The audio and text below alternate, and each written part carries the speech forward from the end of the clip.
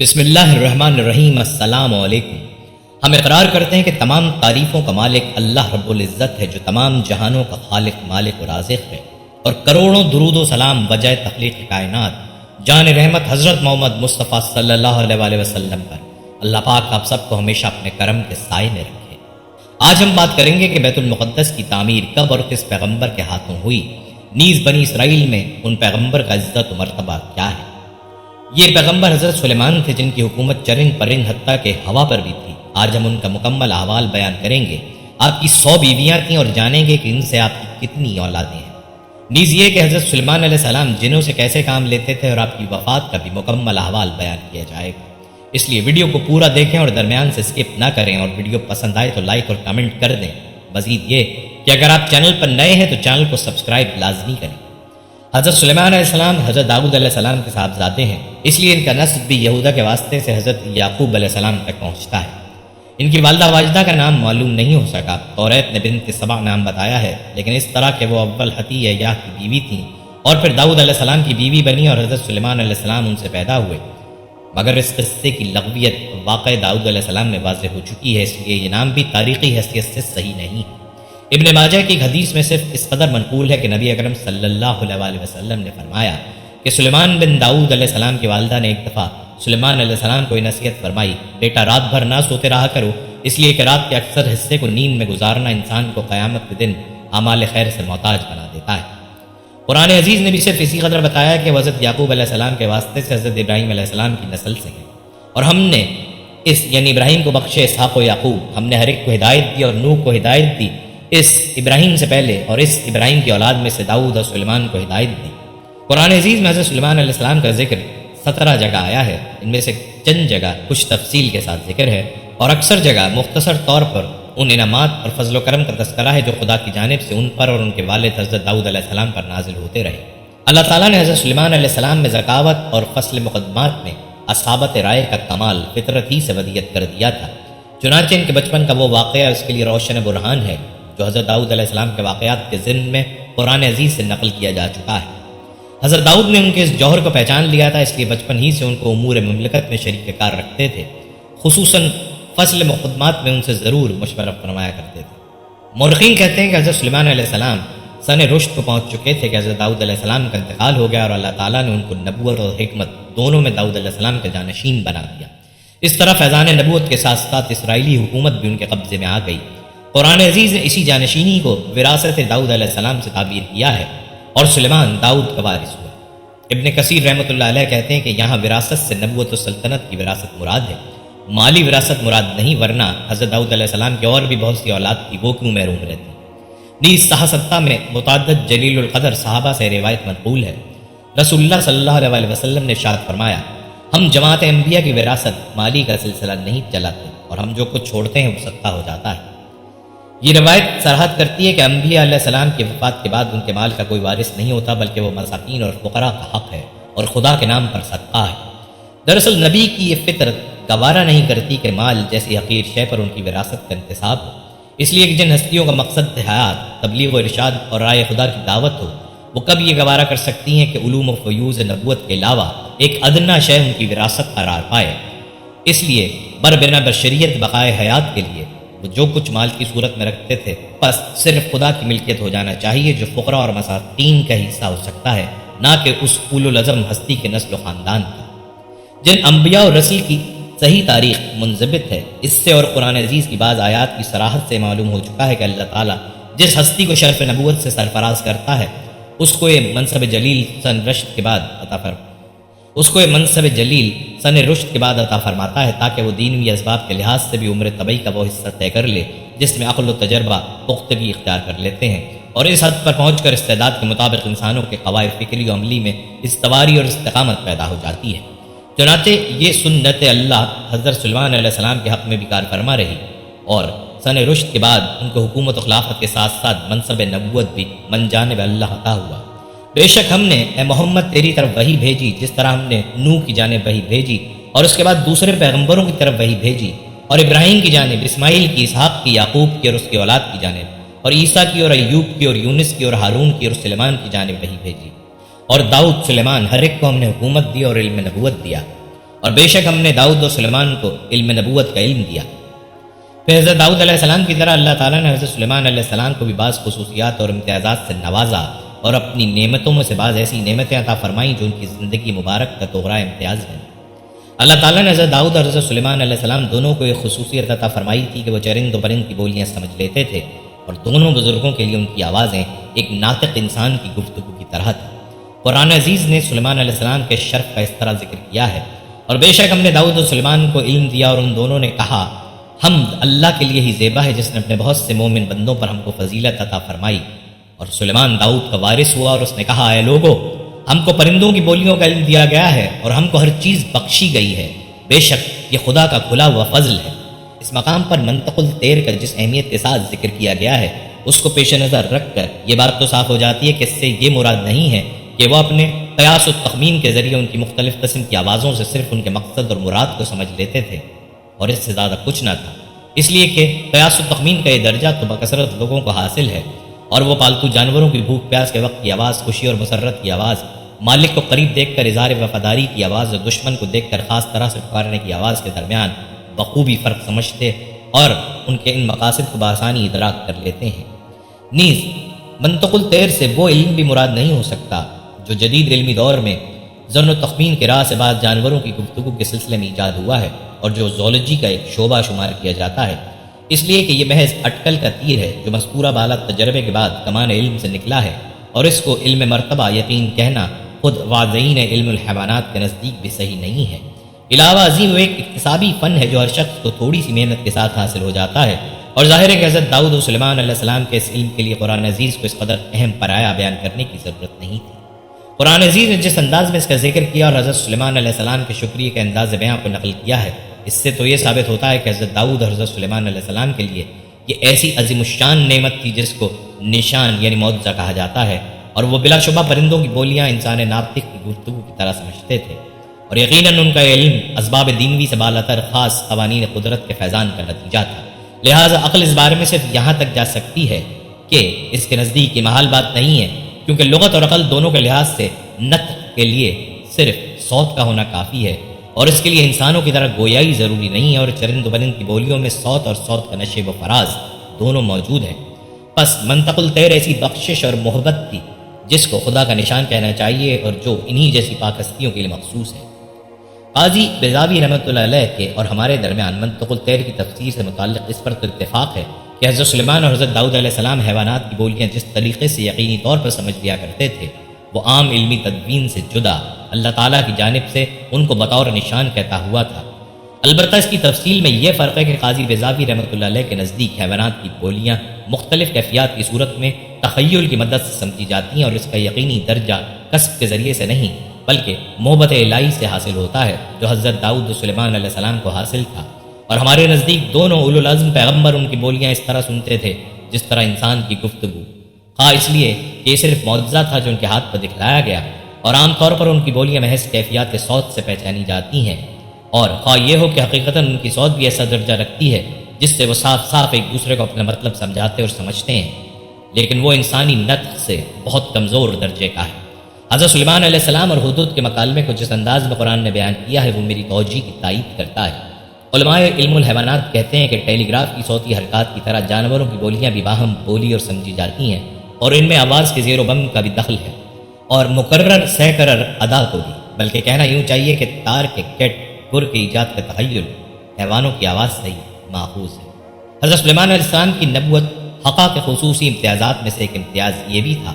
کہ اللہ تعالیٰ نے ہوا کو ان کے حق میں مسخر کر دیا تھا اور وہ ان کے زیر فرمان کر دی گئی تھی۔ چنانچہ حضرت سلیمان علیہ السلام جب چاہتے تو صبح کو 1 مہینے کی مسافت اور شام کو 1 مہینے کی مسافت کی مقدار سفر کر لیتے تھے۔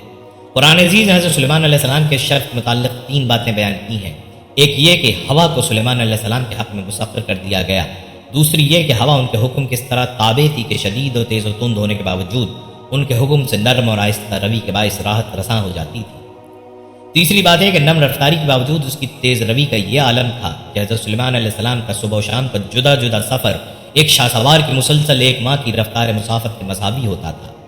گویا تخت سلیمان علیہ السلام انجن اور مشین جیسے اسباب ظاہر سے بالاتر صرف خدا تعالیٰ کے حکم سے بہت تیز رفتار ہوائی جہاز سے بھی زیادہ تیز مگر سبک روی کے ساتھ ہوا کے کاندھوں پر اڑا چلا جاتا تھا۔ ایک فطرت پرست انسان کی نگاہ میں یہ بات بہت کھٹکتی ہے، مگر ہم یہ سمجھنے سے قاصر ہیں کہ جب عقل و فکر کے نزدیک کی مسلمات میں سے ہے کہ انسان کے قواعد فکر و عملی کے درمیان اس درجے تفاوت ہے کہ ایک شخص جس شے کو اپنی عقل سے کرتا اور اس کا کرنا آسان سمجھتا ہے، دوسرا شخص اسی شے کو ناممکن اور محال یقین کرتا ہے، تو اسی اصول پر ان کو یہ تسلیم کرنے میں کیوں انکار ہے کہ اللہ تعالیٰ نے جس طرح عام قوانین قدرت کے پیش نظر کائنات کی اشیاء کو اسباب کے ساتھ وابستہ کر دیا ہے،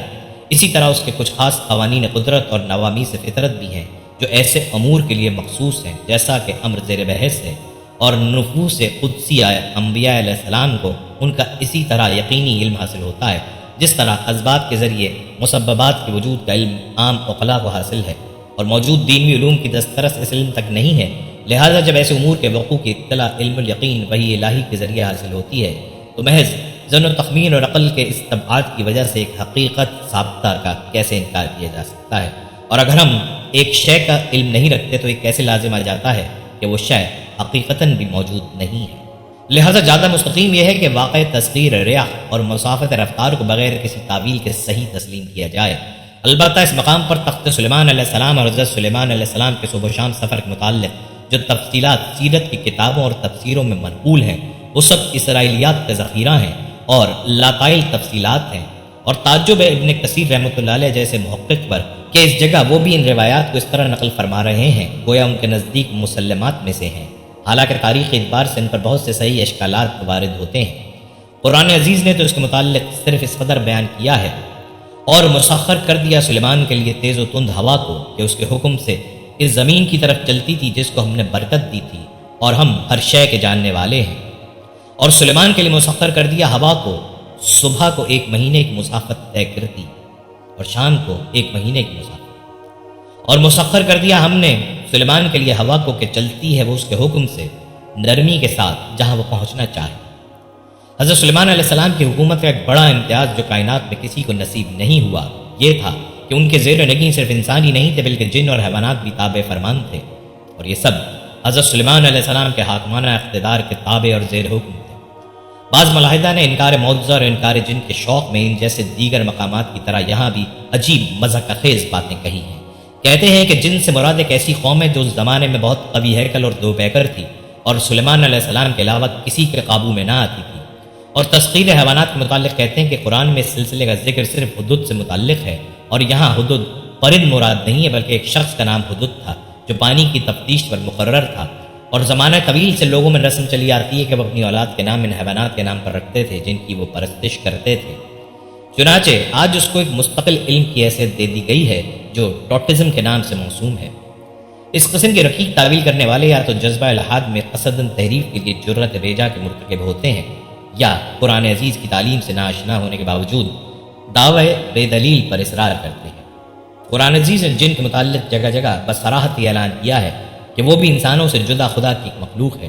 چنانچہ ہم تفصیل کے ساتھ قصص القرآن جلد اول میں اس پر بحث کرائے ہیں اور یہاں صرف ایک آیت پر اکتفا کرتے ہیں جو اس بارے میں قول فیصل کا حکم رکھتی ہے،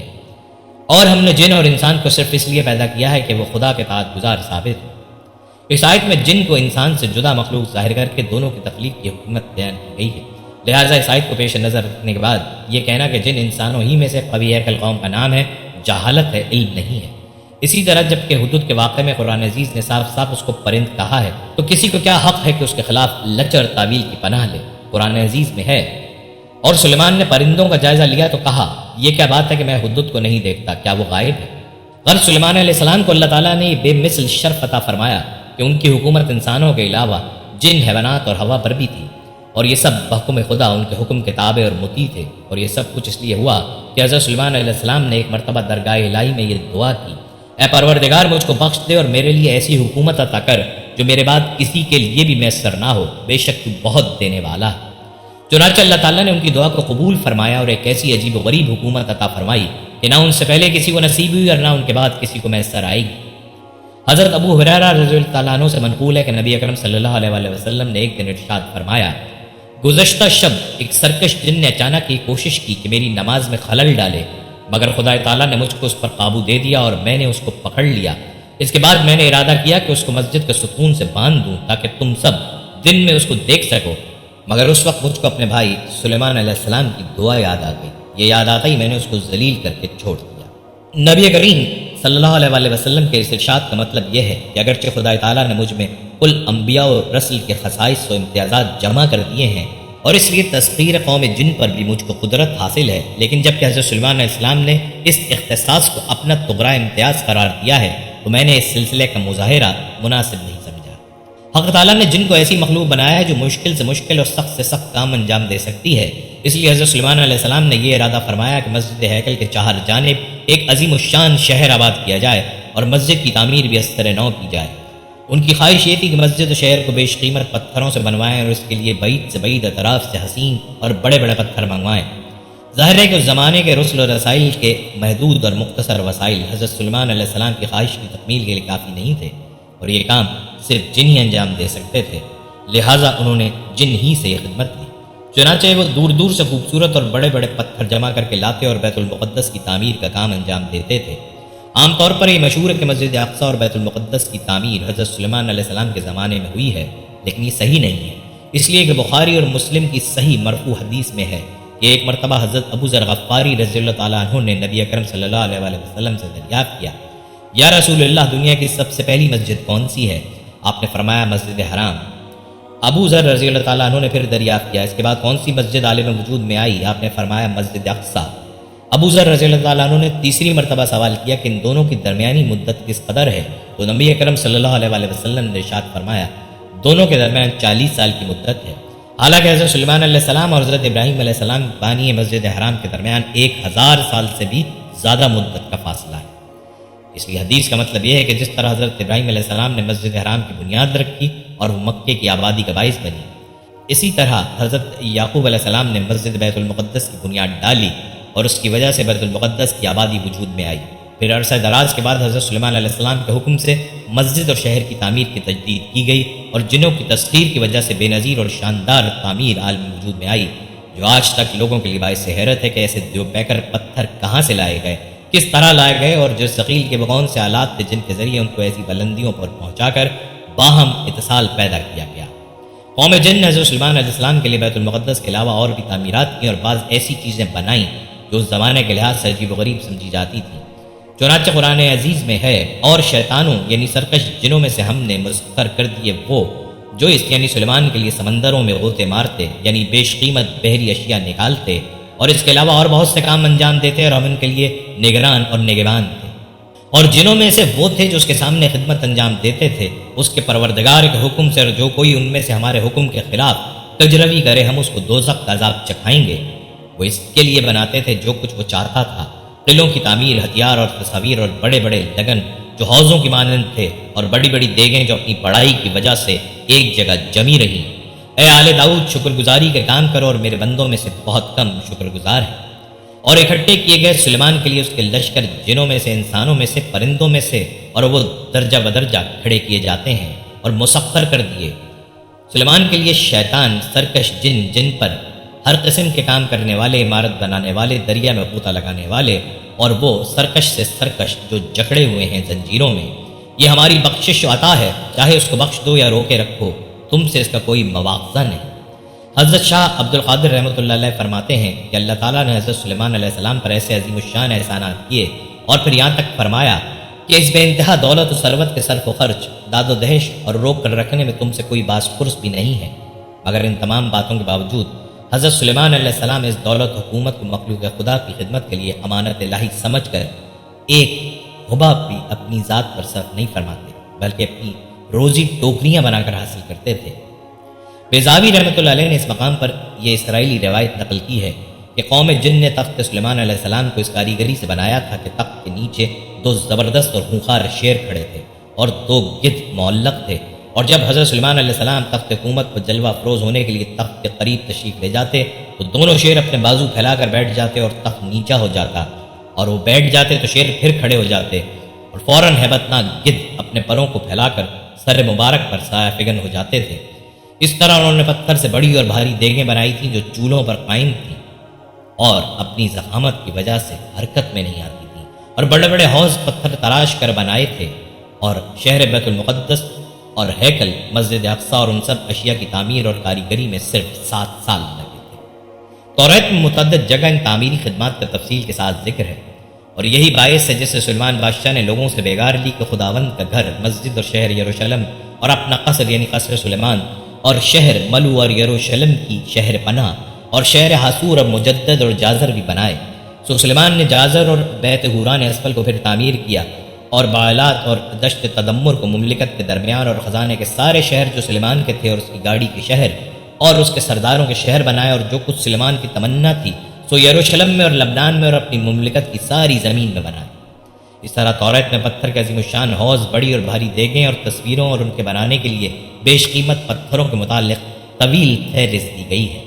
حضرت سلیمان علیہ السلام چونکہ عظیم الشان عمارات، پر شوکت و پرہیبت قلعوں کی تعمیر کے بہت شائق تھے اور ایسی تعمیرات کے استحکام میں بہت دلچسپی رکھتے تھے، اس لیے ضروری تھا کہ گارے اور چونے کے بجائے پگھلی ہوئی دھات گارے کی طرح استعمال کی جائے، لیکن اس قدر کثیر مقدار میں کیسے میسر آئے؟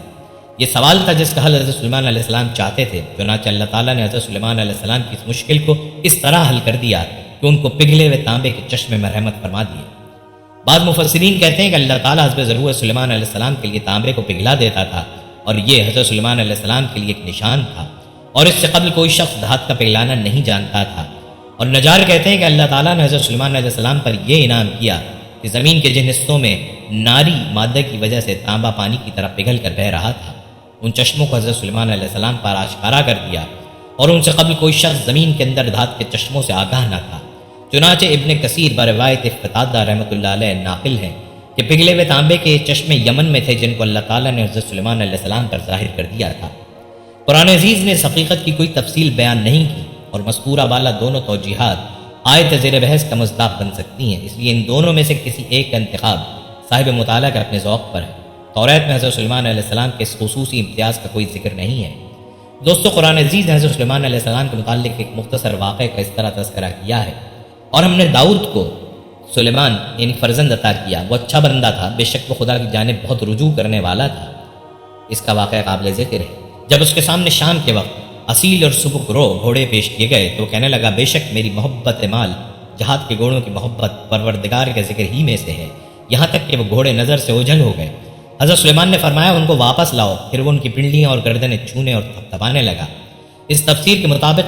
معنی یہ ہوئے کہ بے شک میں پروردگار کے ذکر سے غافل ہو کر مال کی محبت میں لگ گیا، اور آیت حتیٰ تورات بالحجاب میں تورات کی ضمیر آفتاب کی جانب راجع ہے، جو عبارت میں مخصوف ہے، یعنی تورات الشمس بالحجاب، اور آیت میں مسح کے معنی ضرب کے ہیں، یعنی ان کی اونچیں اور گردنیں کاٹ ڈالی۔ ابن کثیر رحمۃ اللہ علیہ نے اسی قول کو اختیار کیا اور کہا ہے کہ اکثر سلف کی بھی یہی رائے ہے، حضرت سلیمان علیہ السلام کا یہ عمل قصداً نہیں تھا، بلکہ اسی قسم کا معاملہ تھا جیسا غزوہ خندق کے موقع پر نبی اکرم صلی اللہ علیہ وسلم کو پیش آیا کہ عصر کی نماز فوت ہو گئی اور آپ نے میں صحابہ غروب آفتاب کے بعد اس کی قضا کی، اور جب کہ حضرت سلیمان علیہ السلام نے خدا کے ذکر کی محبت میں اپنے بہترین گھوڑوں کو ذبح کر دیا تو اللہ تعالیٰ نے ان پر یہ عظیم الشان انعام فرمایا کہ ہوا کو ان کے لیے مسخر کر دیا۔ حضرت عبداللہ بن عباس رضی اللہ تعالیٰ عنہ کی روایت کے مطابق، جو حسن بصری رحمۃ اللہ علیہ کی سند سے منقول ہے،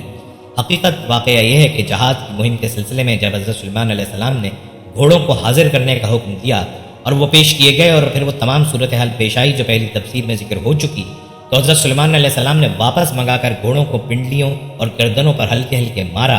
اور فرمایا کہ آئندہ تم ذکر اللہ سے غفلت کا باعث نہ بننا۔ گویا اس روایت کے پیش نظر مساح کے معنی آہستہ آہستہ مارنے کے ہوئے، اور مطلب یہ ہوا کہ اگرچہ جہاد کی مصروفیت ہی کی بنا پر غفلت کا معاملہ پیش آیا، تاہم حضرت سلیمان علیہ السلام نے بظاہر اسباب گھوڑوں کو اس کا باعث سمجھ کر ان کے ساتھ ایسا معاملہ کیا جس سے فی الجملہ رنج کا اظہار بھی ثابت ہوتا ہے، اور یہ بھی معلوم ہوتا ہے کہ وہ حیوان سمجھ کر ان کو اپنے غیظ و غضب کا شکار نہیں بنانا چاہتے، بلکہ فی الجملہ اظہار رنج کرنا چاہتے ہیں۔ مستورہ بالا ہر دو تفاسیر سے جدا حضرت عبداللہ بن عباس سے بطریق علی بن ابی طلحہ جو تفسیر منقول ہے، اس میں نہ نماز فوت ہونے کا ذکر اور نہ سورج غروب ہونے کا مسئلہ ہے، اور نہ گھوڑوں کے ذبح کر دینے کا واقعہ زیر بحث آیا ہے، بلکہ واقعے کی صورت اس طرح ذکر کی گئی ہے کہ جہاد کی ایک مہم کے موقع پر ایک شام کو حضرت سلیمان علیہ السلام نے جہاد کے گھوڑوں کو استبل سے لانے کا حکم دیا۔ جب وہ پیش کیے گئے تو آپ کو چونکہ گھوڑوں کی نسلوں اور ان کے ذاتی اوصاف کے علم کا کمال حاصل تھا، اس لیے آپ نے جب ان سب کو اصیل سبکرو، خوش رو اور پھر بڑی تعداد میں پایا تو آپ پر مسرت و انبساط کی کیفیت طاری ہو گئی اور فرمانے لگے، ان گھوڑوں سے میری یہ محبت ایسی مالی محبت میں شامل ہے جو پروردگار کے ذکر ہی کا ایک شعبہ ہے۔ حضرت سلیمان علیہ السلام کے اس غور و فکر کے درمیان گھوڑے استبل کو روانہ ہو گئے۔ چنانچہ جب انہوں نے نظر اوپر اٹھائی تو وہ نگاہ سے اوجھل ہو چکے تھے۔ آپ نے حکم دیا ان کو واپس لاؤ۔ جب وہ واپس لائے گئے تو حضرت سلیمان علیہ السلام نے محبت اور آلات جہاد کی حیثیت سے عزت و توقیر کی خاطر ان کی پنڈلیوں اور گردن پر ہاتھ پھیرنا اور تھپتھپانا شروع کر دیا اور ایک ماہر فن کی طرح ان کو مانوس کرنے لگے۔ گویا اس تفسیر کے مطابق، جس کا ترجمہ یہ ہے، بلا شبہ میری محبت مال جہاد کے گھوڑوں کی محبت ذکر خدا ہی میں سے ہے، اور توریت بالحجاب میں توریت کی ضمیر الصافنات الجیاد ہی کی طرف ہے، یعنی جب گھوڑے آنکھ سے اوجھل ہو گئے اور اس طرح شمس کے مخصوف ماننے کی ضرورت نہیں رہتی، اور مسا کے چھونے اور ہاتھ پھیرنے کے وہی عام معنی ہیں جو لغت میں بہت مشہور ہیں۔ ابن جریر طبری اور امام رازی رحمۃ اللہ علیہ اسی تفسیر کو راجح اور قرین ثواب سمجھتے ہیں اور کہتے ہیں کہ جب گھوڑوں کی تعداد ہزاروں تھی اور وہ بھی جہاد کے لیے تیار کیے گئے تھے، اور یہ بھی ظاہر ہے کہ حضرت سلیمان علیہ السلام کی نماز فوت ہو گئی تھی، تو اس میں ان حیوانوں کا کوئی قصور نہ تھا جو ان کو عذاب دیا جائے۔ بس ان امور کے پیش نظر آیات کی تفسیر صحیح نہیں ہو سکتی جس کی نسبت حضرت علی رضی اللہ تعالیٰ عنہ کی جانب کی جاتی ہے۔ دوستو، روایات اور اقوال مفسرین کے مطالعے کے بعد ہمارے نزدیک ابن جریر اور امام رازی کا پسندیدہ قول ہی قابل ترجیح اور قرین ثواب ہے، اس لیے کہ نہ اس میں مخذوف ماننے کی ضرورت پیش آتی اور نہ حضرت سلیمان علیہ السلام کی طرف ایسے عمل کی نسبت ہوتی ہے جو عقلاً نامناسب معلوم ہوتا ہے، اور ابن کثیر رحمۃ اللہ علیہ نے ابن جریر کے اعتراض کا جو جواب اس سلسلے میں دیا ہے وہ بھی تعبیل بعید سے زیادہ حیثیت نہیں رکھتا، کیونکہ ایک اولوالعزم پیغمبر کے اس واقعے میں کوئی ایسی وجہ وجی نہیں ہے کہ جس کے پیش نظر 10 یا 20 ہزار گھوڑوں کو اس طرح ذبح کر دیا جائے، اور یہ کہہ دینا کہ شاید ان کی ملت میں اس قسم کا عمل رائج اور پسندیدہ سمجھا جاتا ہو، بے دلیل بات ہے۔ اسی طرح ابن کثیر رحمۃ اللہ علیہ کا یہ قول کہ حضرت سلیمان علیہ السلام نے جب اپنی غفلت کی مکافات میں ہزاروں بہترین گھوڑوں کو ذبح کر دیا تو اللہ تعالیٰ نے ان کو اس کے عوض میں ہوا کو مسخر کر دیا، اگرچہ دلچسپ ضرور ہے لیکن قرآن عزیز کے بیان سے مطابقت نہیں رکھتا، اس لیے کہ واقعہ زیر بحث ایک جدا واقعہ ہے جس کے ذیل میں قرآن عزیز نے معمولی سا بھی ایسا اشارہ نہیں کیا جس سے تسخیر ہوا کے معاملے کا اس سے تعلق ظاہر ہوتا ہو۔ حالانکہ قرآن عزیز کے عام طرز بیان کے مطابق آیات زیر بحث میں یہ ذکر آنا چاہیے تھا، کیونکہ حضرت سلیمان علیہ السلام نے ہماری خوشنودی میں ایسا کیا، اس لیے ہم نے اس کے عوض میں اتنا بڑا انعام دیا کہ ہوا کو مسخر کر دیا، مگر اس کے برعکس تسخیر ہوا کے مسئلے کو ایک دوسرے واقعے کے ساتھ متعلق کیا ہے جو حضرت سلیمان علیہ السلام کی آزمائش سے تعلق رکھتا ہے۔ یعنی جب حضرت سلیمان علیہ السلام نے اللہ تعالیٰ سے مغفرت کی دعا طلب کی تو اس کے ساتھ یہ دعا بھی مانگی کہ ان کو ایسی حکومت عطا ہو جو ان کے علاوہ پھر کسی کو نصیب نہ ہو، اور یہ دعا اللہ تعالیٰ نے اس طرح مقبول فرمائی کہ جن حیوانات اور ہوا کو ان کے لیے مسخر کر دیا۔ غرض صافنات الجیاد کے واقعے کے بعد نہ حضرت سلیمان کا گھوڑوں کی سواری کو ترک کر دینا اور میدان جہاد میں ان سے کام نہ لینا ثابت ہے، اور نہ تسخیر جن و ہوا کا اس معاملے سے کوئی تعلق ہے، اور نہ آیت میں شمس کا کوئی تذکرہ ہے، اور نہ اتنی کثیر تعداد میں عمدہ گھوڑوں کا بیک وقت ذبح کر ڈالنا کوئی خاص محبوب عمل ہے۔ اس لیے ان وجوہ کی بنا پر حضرت عبداللہ بن عباس رضی اللہ تعالیٰ عنہ ہی کا قول راجح ہے اور قرین ثواب ہے۔ سورہ صاد میں حضرت سلیمان علیہ السلام کی آزمائش اور خدا تعالیٰ کی جانب سے ابتلا کا ایک مجمل واقعہ اس طرح مذکور ہے: اور بے شک ہم نے سلیمان کو آزمایا اور ڈال دیا ہم نے اس کی کرسی پر ایک جسم، پھر وہ اللہ کی جانب رجوع ہوا اور کہا، اے پروردگار مجھ کو بخش دے اور مجھ کو ایسی حکومت عطا کر جو میرے بعد کسی کو میسر نہ آئے، بلا شبہ تو ہی بخشنے والا ہے۔ تب ہم نے اس کے لیے ہوا کو مسخر کر دیا کہ وہ اس کے حکم سے نرم رفتار سے چلتی تھی جہاں وہ پہنچنا چاہتا۔ ان آیات میں ظاہر نہیں کیا گیا کہ حضرت سلیمان علیہ السلام کو جب آزمائش پیش آئی تو وہ کیا تھی، صرف اس قدر اشارہ ہے کہ ان کی کرسی پر ایک جسد ڈالا گیا۔ نیز احادیث میں بھی اس سے متعلق کوئی تفصیل مذکور نہیں ہے، لہٰذا ان آیات کی تفسیر میں مفسرین نے دو رائے اختیار کی ہیں۔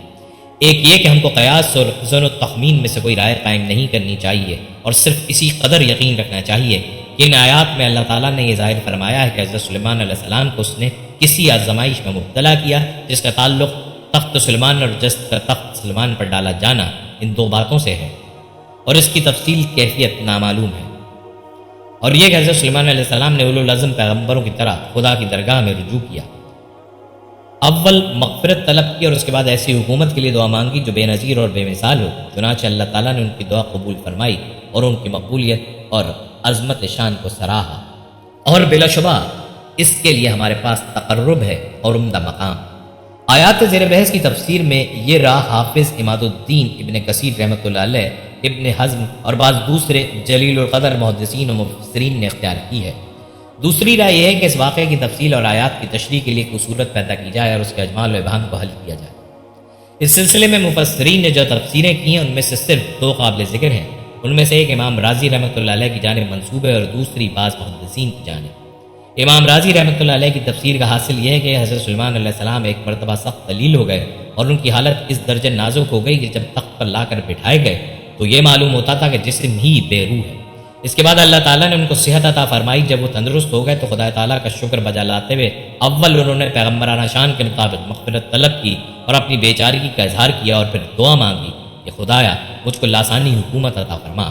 امام رازی رحمۃ اللہ علیہ کی اس تفسیر کے مطابق آیت میں فتنے سے مراد مرض شدید ہے اور القائے جسد سے حضرت سلیمان علیہ السلام کا شدت مرض میں جسم بے روح کی طرح تخت پر پڑ جانا مقصود ہے اور ثم اناب سے صحت کی جانب رجوع ہو جانا اور تندرست ہو جانا مراد ہے۔ گویا آزمائش کا مقصد یہ تھا کہ حضرت سلیمان علیہ السلام عین الیقین کے درجے میں سمجھ لیں کہ اس حاکمانہ شان کے باوجود ان کا نہ صرف اقتدار بلکہ جان تک اپنے قبضے میں نہیں ہے، تاکہ ایک اولوالعزم رسول کی طرح خدا کے سامنے جھک جائیں اور اظہار خشوع و خضوع اور طلب مغفرت کے ذریعے درگاہ الہی سے درجہ رفیع اور مزید سربلندی حاصل کریں۔ بعض محدثین نے ان آیات کی تفسیر میں یہ کہا ہے کہ ایک مرتبہ حضرت سلیمان علیہ السلام نے یہ سوچا کہ میں اس شب اپنے حرم کے ساتھ ازدواجی فریضہ ادا کروں تو میری ہر ایک بیوی سے لڑکا پیدا ہوگا اور وہ میدان جہاد کا مجاہد بنے گا، مگر اس خیال کے ساتھ انشاءاللہ کہنا بھول گئے۔ خدا تعالیٰ کو ایک اولوالعزم پیغمبر کا یہ طرز پسند نہ ہوا اور اس نے حضرت سلیمان علیہ السلام کے اس دعوے کو اس طرح غلط ثابت کر دیا کہ تمام ازواج مطہرات میں سے صرف ایک بیوی کے مردہ بچہ پیدا ہوا جس کو کسی خادم نے ان کے سامنے اس وقت پیش کیا جب وہ تخت پر متمکن تھے۔ حضرت سلیمان علیہ السلام کو تنبیہ ہوئی کہ یہ نتیجہ اس بات کا ہے کہ خدا کے شکر کیے اور انشاءاللہ کہے بغیر میں نے اپنی بات کو زوردار بنایا، چنانچہ فوراً ہی انہوں نے اللہ تعالیٰ کی جانب رجوع کیا، مغفرت طلب کی اور وہ دعا مانگی جس کا ذکر قرآن عزیز میں بصراحت موجود ہے۔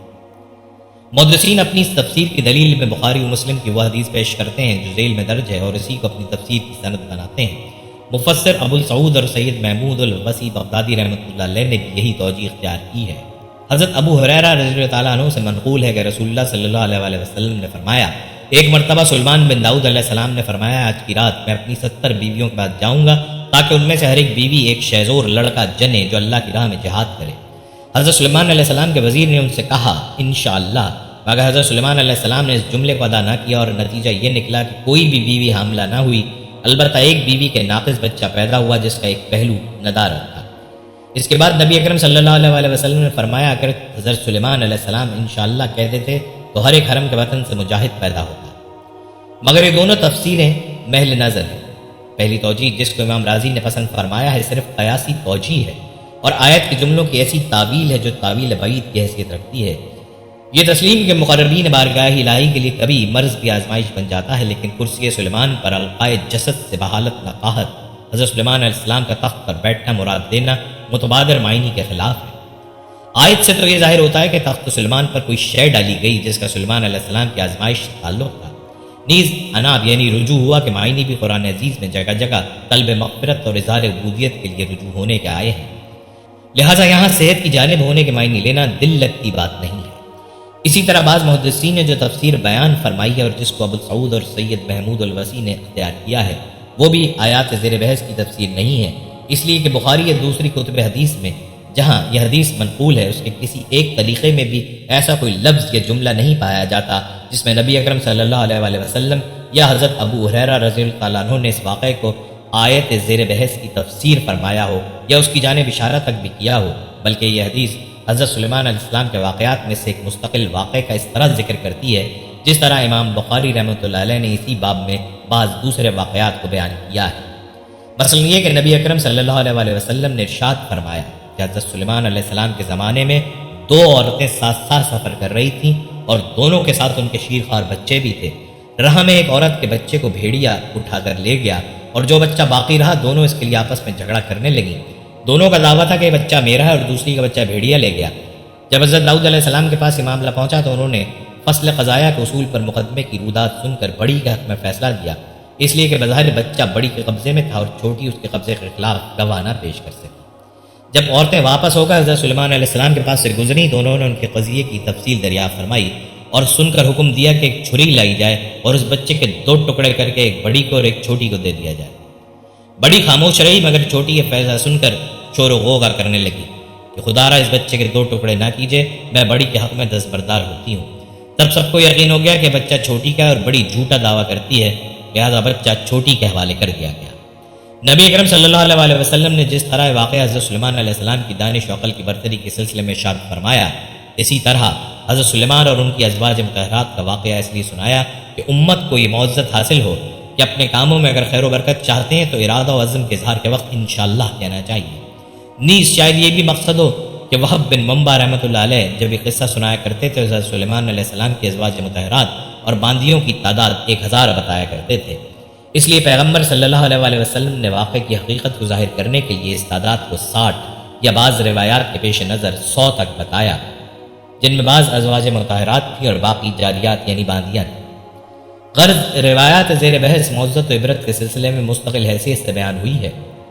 آیات زیر بحث کی تفسیر سے اس کا کوئی تعلق نہیں ہے۔ خلاصہ بحث یہ ہے کہ امام رازی اور بعض محدثین کی اختیار کردہ تفسیر حضرت سلیمان علیہ السلام کی آزمائش اور کرسی سلیمان پر القائے جسد کے واقعات کو حل نہیں کرتی، اور آیات میں اگرچہ ان دونوں باتوں کا مجمل ذکر ہے، تاہم اس واقعے سے متعلق معزت اور عبرت کے پہلو کو بہت صاف اور نمایاں طور پر بیان کیا گیا ہے، اور قرآن کا واقعات کے تذکرے سے یہی مقصد ہوتا ہے۔ لہٰذا ہم کو بھی اس کی معزت کے پہلو کو سامان عبرت و نصیحت بناتے ہوئے واقعے کے اجمال پر ہی ایمان رکھنا چاہیے، اور اگر کوئی شخص واقعے کے اس اجمال پر قلب کو مطمئن نہیں پاتا تو پھر امام رازی رحمۃ اللہ علیہ کی بیان کردہ تفسیر کو اختیار کرنا زیادہ مناسب ہے۔ ان آیات کی تفسیر میں بیان کردہ تفاسیر کے علاوہ بہت سی ایسی روایات کتب و تفاسیر میں درج ہیں جن کا اسلامی روایات سے دور کا بھی کوئی تعلق نہیں ہے، اور بلا شبہ وہ تمام تر یہودی قصص اور اسرائیلی خرافات کا مجموعہ ہے، اس لیے ان کو روایات کہنا بھی روایت کی توہین کرنا ہے۔ ان روایات کا خلاصہ یہ ہے کہ کچھ عرصے کے لیے اللہ تعالیٰ نے حضرت سلیمان علیہ السلام کے تخت پر شیطان کو قابض کر دیا تھا، اور اس کے مختلف اسباب میں سے ایک سبب یہ بیان کیا گیا ہے کہ حضرت سلیمان علیہ السلام کی ایک بیوی جس کا نام امینہ تھا بت پرست تھی اور اپنے باپ کو مجسمہ بنا کر اس کی پرستش کیا کرتی تھی۔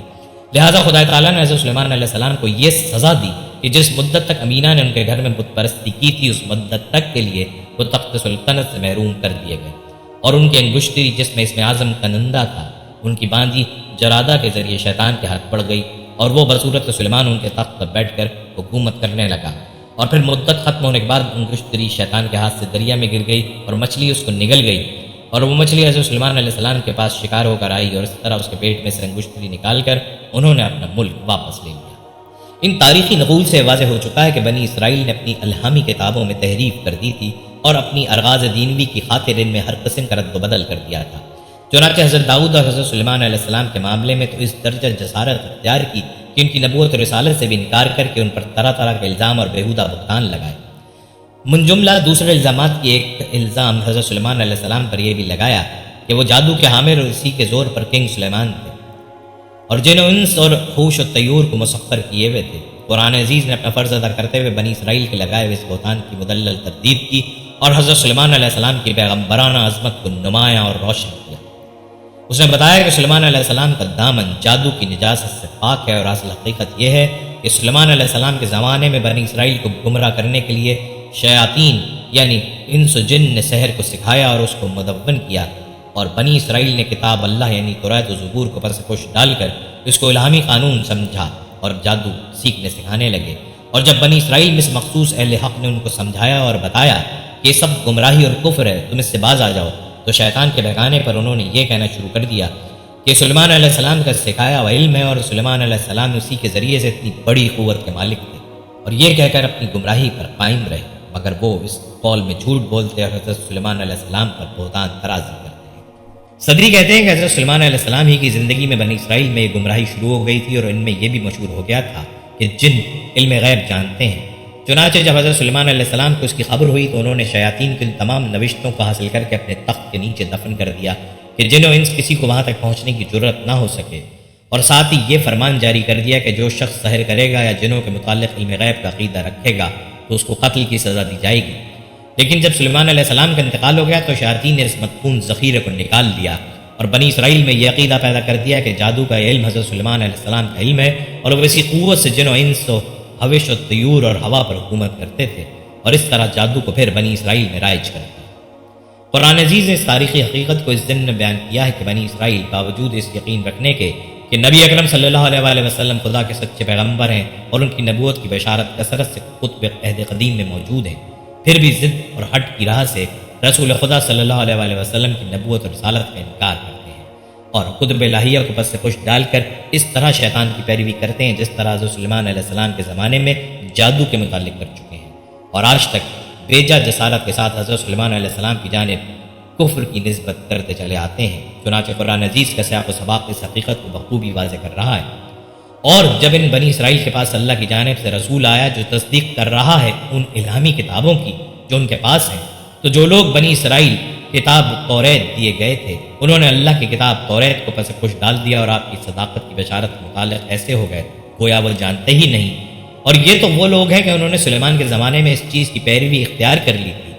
جو شیاطین پڑھتے تھے، اور سلیمان نے کفر نہیں کیا تھا، لیکن شیاطین نے کفر کیا تھا کہ لوگوں کو جادو سکھاتے تھے، اور وہ علم جو بابل میں ہاروت و ماروت دو فرشتوں پر نازل کیا گیا، اور جس کو کہ وہ دونوں جب کسی کو سکھاتے تھے تو وہ کہہ کر سکھاتے تھے کہ ہم تمہارے لیے سخت آزمائش ہیں، لہٰذا تم اب کفر نہ کرنا، مگر وہ بنی اسرائیل ان دونوں میں سے بھی ایسی بات سیکھتے کہ جس کے ذریعے سے زن و شو کے درمیان تفریق پیدا ہو جائے،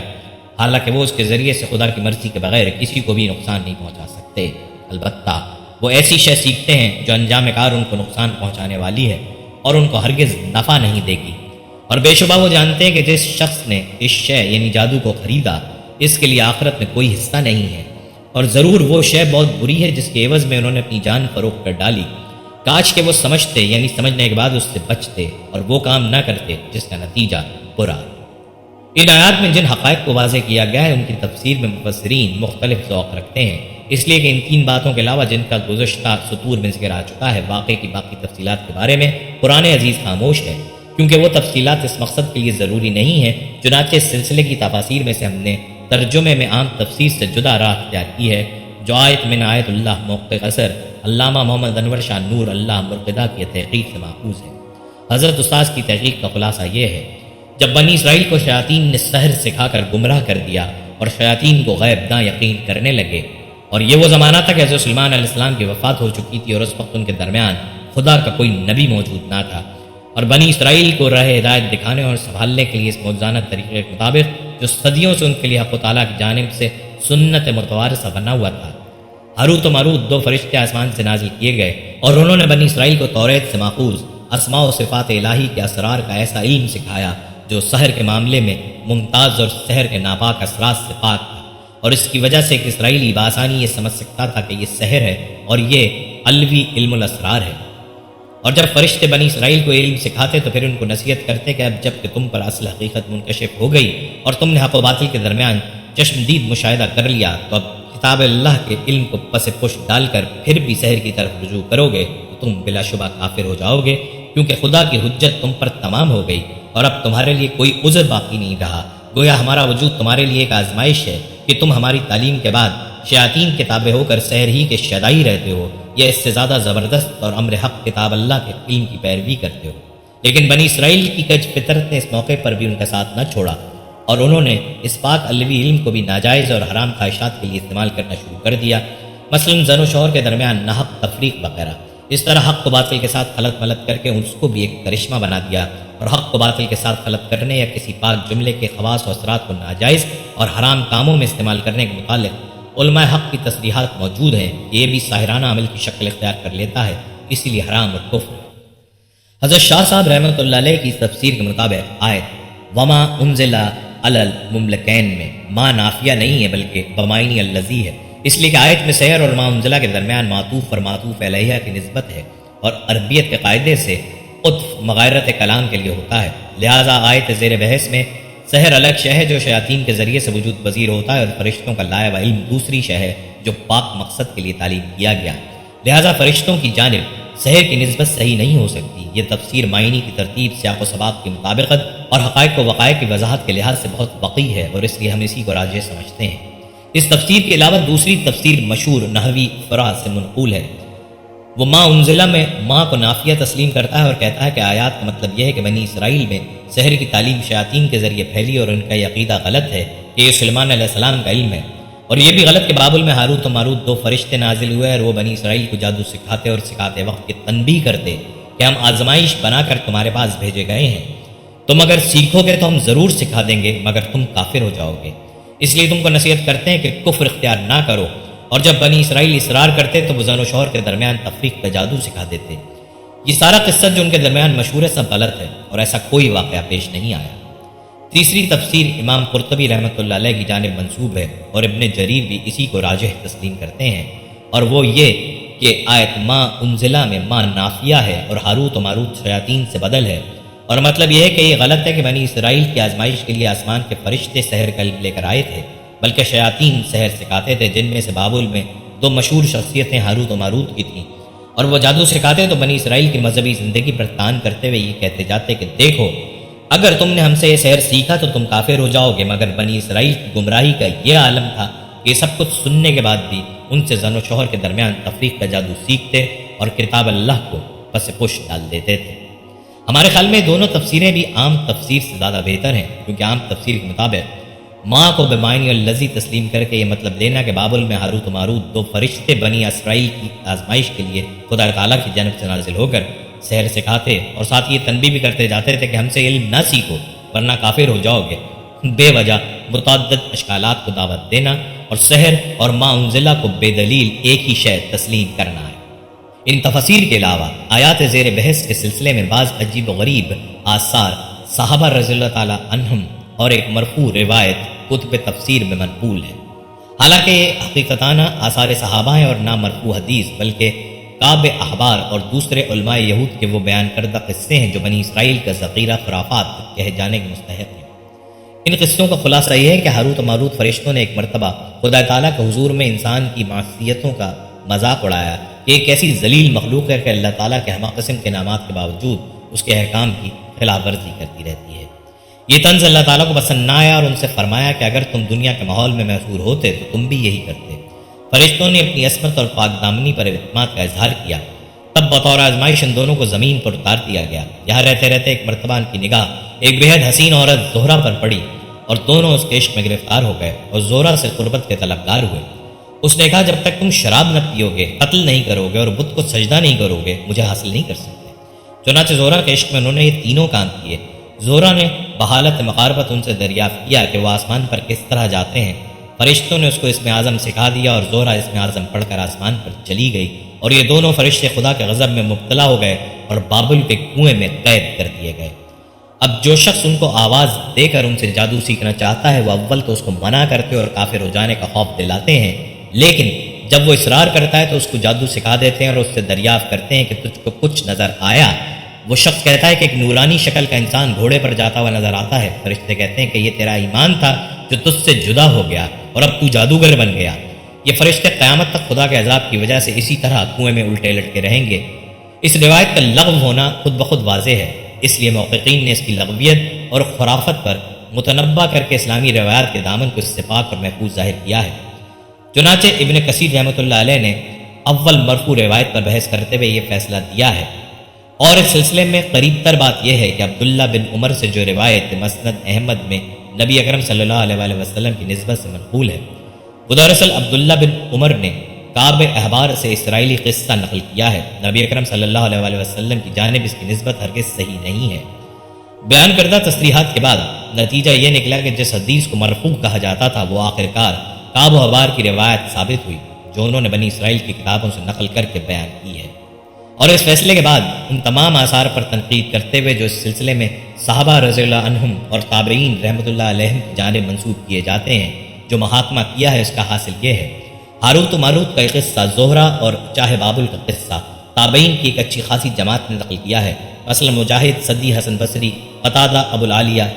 زہری، ربی بن انس، مقاتل، ابن حبان رحمۃ اللہ علیہ مجمعین وغیرہ، اور پھر ان سے نقل کر کے متقدمین اور متاخرین نے کثرت سے بیان کیا ہے۔ مگر ان تمام نقول کا حال یہ ہے کہ ان میں جس قدر تفصیلات بھی منقول ہیں وہ سب بنی اسرائیل کے قصوں سے لی گئی ہیں، اس لیے صادق و مصدوق پیغمبر صلی اللہ علیہ وآلہ وسلم سے کہ جن کی شان مبارک یہ ہے کہ وہ اپنے ہوائے نفس سے کچھ بھی نہیں کہتے، جو کچھ فرماتے ہیں وہی الہی سے فرماتے ہیں، اس بارے میں کوئی صحیح روایت ذخیرہ حدیث میں موجود نہیں ہے، اور قرآن کا ظاہر سیاق واقع کو مجمل رکھتا ہے اور کوئی تفصیل و تشریح نہیں کرتا۔ اس لیے ہمارا ایمان ہے کہ قرآن عزیز نے جس قدر اس سلسلے میں بیان کیا ہے وہ حق ہے، اور اللہ تعالیٰ کے نزدیک اس کی تفصیل و تشریح کیا ہے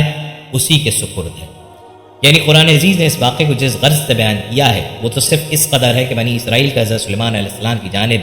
جادو یعنی کفر کی نسبت کرنا بہتان اور افتراء ہے، یہ کام شیاطین کا تھا۔ حضرت سلیمان علیہ السلام کا دامن اس سے پاک ہے، اور یہ کہ بنی اسرائیل نے شیاطین کی پیروی اختیار کی اور اللہ کی کتاب کو پس پش ڈال دیا اور باقی تفصیلات کو اس نے نظر انداز کر کے صرف اجمال پر اکتفا کیا ہے، لہٰذا ہمارے لیے اس کے اجمال پر ایمان لے آنا ہی کافی ہے اور اس کی شرح و بسط کو خدا کے حوالے کرنا ہی اسلم طریقہ ہے، کیونکہ ان تفصیلات سے دین و ملت کا کوئی مسئلہ وابستہ نہیں ہے۔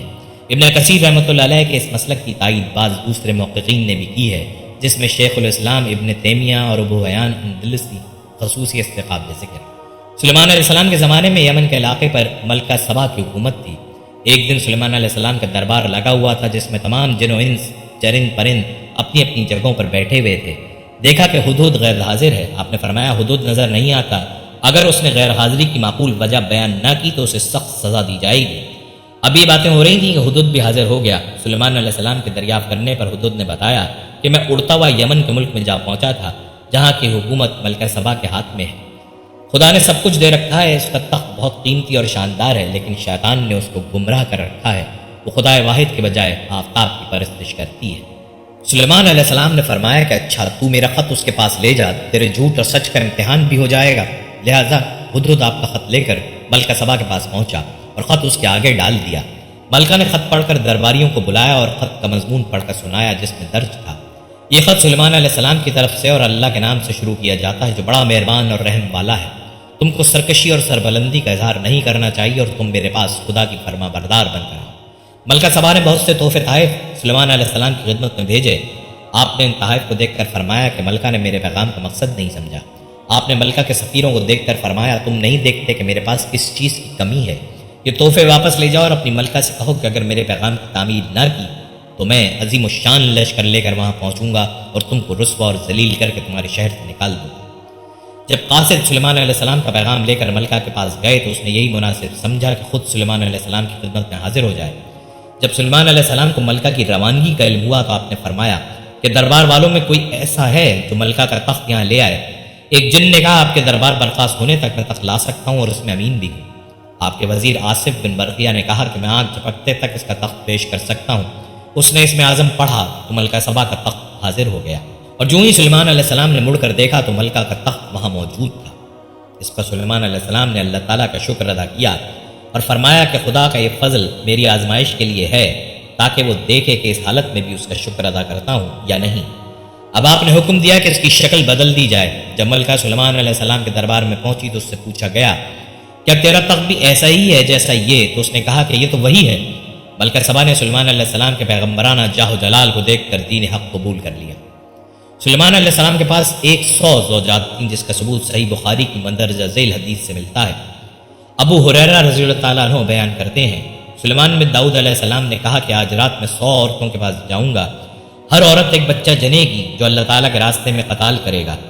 تو فرشتے نے کہا انشاءاللہ کہہ لو، تو انہوں نے نہ کہا اور انشاءاللہ کہنا بھول گئے۔ تو اس رات سب کے پاس گئے تو ان میں سے کسی نے بھی کچھ نہ جانا، صرف ایک نے آدھا بچہ جانا۔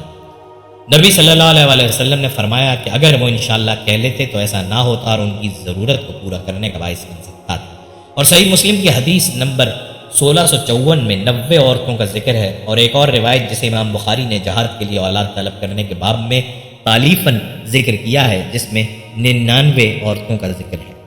داؤد علیہ السلام کے انتقال کے وقت ایک روایت کے مطابق سلیمان علیہ السلام کی عمر 25 سال تھی۔ اللہ تعالیٰ نے نبوت اور حکومت دونوں میں سلیمان علیہ السلام کو داؤد علیہ السلام کا جانشین بنایا۔ یوں نبوت کے ساتھ ساتھ اسرائیلی حکومت بھی ان کے قبضے میں آ گئی اور سلیمان علیہ السلام داؤد علیہ السلام کا وارث ہوا۔ یہاں وراثت سے مراد مال و دولت اور حکومت و سلطنت نہیں ہے، کیونکہ سلیمان علیہ السلام داؤد علیہ السلام کی واحد اولاد نہ تھے۔ ان کی 100 بیویاں تھیں، ان سے اولادیں بھی تھیں، اور داؤد علیہ السلام کی وفات کے وقت آپ کے 19 بیٹوں کا ذکر ملتا ہے۔ اگر وراثت سے مراد مال و دولت، جائیداد اور سلطنت ہے تو پھر 19 بیٹے وارث ٹھہرتے اور سلیمان علیہ السلام کی تخصیص باقی نہ رہتی۔ اب چونکہ یہاں وارث ہونے میں سلیمان علیہ السلام کا ذکر ہے تو وہ علم و نبوت ہی کی وراثت ہو سکتی ہے۔ بے شک علماء ہی انبیاء کے وارث ہوا کرتے ہیں۔ پھر دوسری بات یہ بھی ہے کہ انبیاء کی وفات کے بعد ان کی اولاد ان کے مال و دولت کی وارث نہیں ہوتی، بلکہ تمام مال و اسباب مساکین و فقراء کا حق سمجھتے ہوئے خدا کے نام پر صدقہ کر دیا جاتا ہے، کیونکہ یہ حقیقت ہے کہ انبیاء کے مال کی میراث تقسیم نہیں ہوا کرتی۔ رسول پاک صلی اللہ علیہ وآلہ وسلم کا ارشاد مبارک ہے، ہم جماعت انبیاء ہیں، ہمارے ورث سے بٹا نہیں کرتے، ہم جو کچھ چھوڑ جائیں صدقہ ہے۔ سلیمان علیہ السلام کی وفات کا واقعہ بڑا دلچسپ ہے۔ سلیمان علیہ السلام کے حکم سے جنوں کی ایک جماعت ہیکل سلیمانی یعنی بیت المقدس بنانے میں مصروف تھی کہ سلیمان علیہ السلام کی وفات کا وقت آن پہنچا۔ آپ ایک لاٹھی کے سہارے کھڑے ہو گئے اور انتقال فرما گئے۔ جنوں کو آپ کی موت کی خبر نہ ہوئی اور وہ اپنے کام میں لگے رہے۔ آخر ایک عرصے کے بعد جب ان کی لاٹھی کو دیمک نے چاٹ لیا تو وہ بودی ہو کر ٹوٹ کر گر پڑی اور سلیمان علیہ السلام جو لاٹھی کے سہارے کھڑے تھے وہ بھی گر پڑے۔ اس وقت جنوں کو معلوم ہوا کہ سلیمان علیہ السلام تو مدت سے انتقال کر چکے ہیں۔ سلیمان علیہ السلام اپنے زمانے کا امیر ترین آدمی تھے۔ اگر آج کے حساب سے دیکھا جائے تو وہ 2200 ارب ڈالر کے مالک تھے۔ اپنے 39 سالہ دور حکومت میں انہیں ہر سال 25 ٹن سونا بطور نذرانہ ملتا تھا۔ ہیکل سلیمانی کی تعمیر حضرت داؤد نے شروع کی تھی، جن کی وفات کے بعد سلیمان علیہ السلام نے اسے مکمل کیا۔ اس کی تعمیر کے لیے بیرون ملک سے معمار بلوائے گئے تھے جو سلیمان علیہ السلام کے غلام نہیں تھے اور اس وجہ سے کہلاتے تھے۔ ہیکل سلیمانی میں انہوں نے سلیمان علیہ السلام کے خزانے کے خفیہ تہہ خانے بھی تعمیر کیے۔ ہیکل کی تعمیر مکمل ہونے کے بعد وہ ملک سے چلے گئے، لیکن یہ راز نسل در نسل اپنی اولادوں کو منتقل کرتے رہے۔ کوئی 2000 سال بعد کچھ مہم جو یروشلم کی اس مقدس عبادت گاہ کے باقی ماندہ کھنڈر تک آئے، بادشاہ وقت سے اجازت نامہ حاصل کیا اور یورپ سے زائرین کے آنے جانے کی حفاظت کے انتظامات سنبھالے۔ ہیکل سلیمانی کی مغربی دیوار جو دیوار گریہ کہلاتی ہے، دیوار گریہ کے پاس زیر زمین تہخانوں تک جانے والا کنواں آج بھی موجود ہے، جسے مضبوط اور شفاف چادر سے ڈھک دیا گیا ہے۔ دیوار گریہ کے پاس زیر زمین تہخانوں تک جانے والا کنواں آج بھی موجود ہے، جسے مضبوط اور شفاف شیشے کی چادر سے ڈھک دیا گیا ہے۔ ایک بادشاہ نے اپنا سفیر بادشاہ سلیمان کے پاس بھیجا اور اپنے شہر میں امن و امان اور لوٹ مار کی بگڑتی ہوئی صورتحال پر مشورہ مانگا۔ بادشاہ سلیمان نے کہا کہ اگر اچھے تعلقات قائم کرنے ہیں تو اپنے بادشاہ کو کہو کہ اپنی سب سے چہیتی اور خوبصورت بیٹی کی مجھ سے شادی کر دے۔ جب شادی ہو گئی تو بادشاہ سلیمان نے سفیر سے مسئلے کی تفصیلات پوچھیں۔ سفیر نے بتایا کہ شہر کے مزدور روٹی نہ ملنے کی وجہ سے اکثر لوٹ مار کرتے ہیں اور پولیس انہیں اس جرم میں قتل کرتی ہے۔ اس وجہ سے شہر کی آبادی کم ہوتی جا رہی ہے اور ہمارے بادشاہ کا خیال ہے کہ عوام ہی ہماری اصل دولت ہے۔ بادشاہ سلیمان اس نتیجے پر پہنچے کہ جب شہر میں گندم کی بہتات ہوتی ہے اور قیمتیں بہت گری بھی ہوتی ہیں تو بھی تنخواہ اتنی کم ہوتی ہے کہ مزدور گندم خرید نہیں سکتے۔ اس کے برعکس جب گندم کی شدید قلت ہوتی ہے اور قیمت زیادہ ہوتی ہے تو تنخواہ بڑھنے کے باوجود گندم مزدوروں کی قوت خرید سے باہر ہوتی ہے۔ بادشاہ سلیمان نے سفیر کو خط دیا اور کہا کہ تمہاری زندگی اس خط کی رازداری سے مشروط ہے۔ اپنے بادشاہ کو میرا مشورہ دو کہ اپنے شہر میں امپورٹ اور ایکسپورٹ پر سے کسٹم ڈیوٹی بالکل ختم کر دے اور 2 سال بعد دوبارہ میرے پاس آنا۔ بادشاہ سلیمان اس بات سے اچھی طرح واقف تھے کہ ٹائر کے شہر میں کسٹم کے حکام رشوت خور ہیں۔ جب وہاں کسٹم کا محکمہ ہی ختم کر دیا گیا تو تاجروں کو درآمد برآمد کی بڑی آزادی مل گئی، ورنہ پہلے انہیں 20% کسٹم ڈیوٹی ادا کرنی پڑتی تھی۔ بحری جہازوں کے کپتانوں اور کاروانوں نے ٹائر شہر کا رخ کیا۔ کچھ ہی دنوں میں وہاں حکومتی کرپشن سے آزاد تجارت کی وجہ سے بڑی خوشحالی آ گئی۔ 2 سال بعد شہر ٹائر کا سفیر دوبارہ بادشاہ سلیمان کے دربار میں حاضر ہوا۔ بادشاہ سلیمان نے اس سے کہا کہ تمہیں کچھ کہنے کی ضرورت نہیں ہے، میں اپنے یہودی بینکاروں کی مدد سے تمہاری خوشحالی سے واقف ہوں۔ اپنے بادشاہ کو میرا دوسرا مشورہ دو کہ کسٹم کا محکمہ دوبارہ بحال کر دے، مگر اس دفعہ کسٹم کا کام صرف اعداد و شمار جمع کرنا ہوگا، ڈیوٹی وصول کرنا نہیں ہوگا۔ اب پھر 2 سال بعد آنا۔ 2-3 سال بعد جب سفیر پھر حاضر ہوا تو بادشاہ سلیمان نے تیسرا خط دیا اور سفیر کو 2 سال بعد بلایا۔ خط میں لکھا تھا کہ اپنے شہر میں بڑی ضیافت کا اہتمام کرو جس میں شہر کے سارے بینکروں کا آنا لازمی ہو اور نہ آنے والے بینکر کو فوراً شہر بدر کر دیا جائے۔